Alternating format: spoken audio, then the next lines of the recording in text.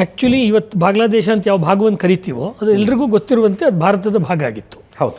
ಪಾಕಿಸ್ತಾನ ಅಂತ ಕರೆಯೋದು ಕೂಡ ಭಾರತದ ಭಾಗ ಆಗಿತ್ತು. ಆದರೆ ಇತಿಹಾಸಕಾರರು ಗಮನಿಸದೇ ಇರೋರು ಏನಂದರೆ, ಪಾಕಿಸ್ತಾನದ ಹುಟ್ಟಿಗೆ ಕಾರಣವನ್ನು ಅವರು ಉತ್ತರ ಪ್ರದೇಶದ ಅಲಿಘರ್ ಮುಸ್ಲಿಂ ಯೂನಿವರ್ಸಿಟಿನಲ್ಲಿ ಗುರುತಿಸ್ತಾರೆ. ಅದು ನಿಜವೇ. ಆದರೆ ಅಲಿಗಢಕ್ಕೆ ಲೌಂಡೋನೆ ಶರಾರತ್ ಕರ್ದಿ ಅಂತ ಇತ್ತೀಚೆಗೆ ಇತಿಹಾಸದಲ್ಲಿ ಹೇಳ್ತಾರೆ. ನಾನು ಕೂಡ ಹಿಂದೆ ಪ್ರತಾಪ್ ಸಿಂಹ ಅವ್ರ ಜೊತೆ ಸೇರಿಕೊಂಡು ಮೊಹಮ್ಮದ್ ಅಲಿ ಜಿನ್ನಾ ಬಗ್ಗೆನೇ ಭಾಳ ಹಿಂದೆನೇ ಪುಸ್ತಕ ಬರೆದಿದೆ. ಆದರೆ ಆ ಕಾನ್ಸೆಪ್ಟ್ ಇದೆ ಅಲ್ವಾ, ಅದಕ್ಕಿಂತಲೂ ಮುಂಚೆನೇ 1906ರಲ್ಲಿ, ಅಂದರೆ ಇದರ ಭೂತಕಾಲ ಏನು ಅಂದರೆ ಢಾಕಾದಲ್ಲಿ ಶುರುವಾಯಿತು. ಈಗ ನಮ್ಮ ಬಾಂಗ್ಲಾದೇಶ ಅನ್ನೋದರ ಮುಖ್ಯ ರಾಜಧಾನಿ ಢಾಕಾ.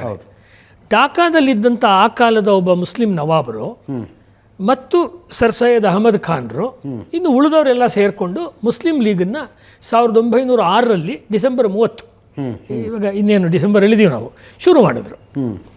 ಅಂದರೆ ಈ ಪ್ರತ್ಯೇಕತಾವಾದದ ಮೂಲ ಅಂದರೆ ಆಗಾದೊಂದು ಪ್ರತ್ಯೇಕತಾವಾದ ಅನ್ನೋಕ್ಕಿಂತ ಬ್ರಿಟಿಷ್ ಇಂಡಿಯಾದಲ್ಲಿ ಮುಸಲ್ಮಾನರ ರಾಜಕೀಯ ಹಕ್ಕುಗಳಿಗೆ ಒಂದು ರಕ್ಷಣೆ ಒದಗಬೇಕು ಅನ್ನುವ ರೀತಿಯಲ್ಲಿ ಶುರುವಾಯಿತು. ಯಾಕೆಂದರೆ ಅಷ್ಟೊತ್ತಿಗಾಗಲೇ ಇಂಡಿಯನ್ ನ್ಯಾಷನಲ್ ಕಾಂಗ್ರೆಸ್ ಇತ್ತು, ಆದರೂ ಇವ್ರಿಗೆ ಅದ್ರ ಮೇಲೆ ನಂಬಿಕೆ ಬಂದಿರಲಿಲ್ಲ. ಸಾಕಷ್ಟು ಜನ ಮುಸ್ಲಿಮರಿಗೆ ಬಂದಿತ್ತು, ಸಾಕಷ್ಟು ಜನಕ್ಕೆ ಬಂದಿರಲಿಲ್ಲ. ಯಾರು ಬಂದಿರಲಿಲ್ವೋ ಅಂದರೆ ಆರಂಭದ ಉದ್ದೇಶ ಮುಸ್ಲಿಮರಿಗಾಗಿ ಮೀಸಲು ಕ್ಷೇತ್ರಗಳನ್ನು ಬೇಕು, ಒಂದು ರಾಜಕೀಯವಾದ ಒಂದು ಐಡೆಂಟಿಟಿ, ನಮ್ಮದೊಂದು ಸೇ ಅಂತೀವಲ್ಲ ಪಾರ್ಲಿಮೆಂಟಲ್ಲಿ, ನಮ್ಗೆ ಆ ಕಾರಣಕ್ಕೋಸ್ಕರ ಅದು ಶುರುವಾಯಿತು.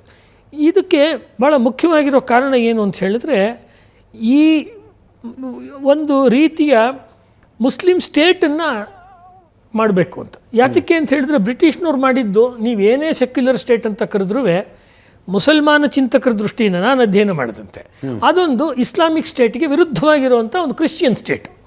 ಓಕೆ, ಇದನ್ನು ತುಂಬ ಜನ ಅರ್ಥ ಮಾಡ್ಕೊಳ್ಳಲ್ಲ. ತುಂಬ ಜನ ಮಾತನಾಡುವಾಗ ಈ ಸಬ್ಜೆಕ್ಟನ್ನು, ಪಾಕಿಸ್ತಾನ ಆಗಲಿ, ಬಾಂಗ್ಲಾ ಆಗಲಿ, ಹಿಂದೂ ಮುಸ್ಲಿಂ ಆಗಲಿ, ಅಥವಾ ಈ ಥರದ ಜಾಗತಿಕ ಸಂಗತಿನ ಎರಡು ಘಟಕಗಳನ್ನು ಇಟ್ಕೊಂಡು ಮಾತಾಡ್ತಾರೆ. ಹಿಂದೂ ಮುಸ್ಲಿಂ, ಭಾರತ ಪಾಕಿಸ್ತಾನ್, ಭಾರತ ಬಾಂಗ್ಲಾ. ಇಲ್ಲಿ ಇನ್ನೊಂದು ಪ್ಲೇಯರ್ ಇದೆ. ಅದನ್ನು ನೀವು ಅಮೆರಿಕ ಅಂತಿರೋ, ಬ್ರಿಟನ್ ಅಂತಿರೋ, ಇಟಲಿ ಅಂತಿರೋ, ಅದು ನನಗೆ ಗೊತ್ತಿರೋ ಪ್ರಕಾರ ಮುಸ್ಲಿಂ ಮಾನಸಿಕತೆ ದೃಷ್ಟಿಯಿಂದ ಅದು ಅನ್ಯ.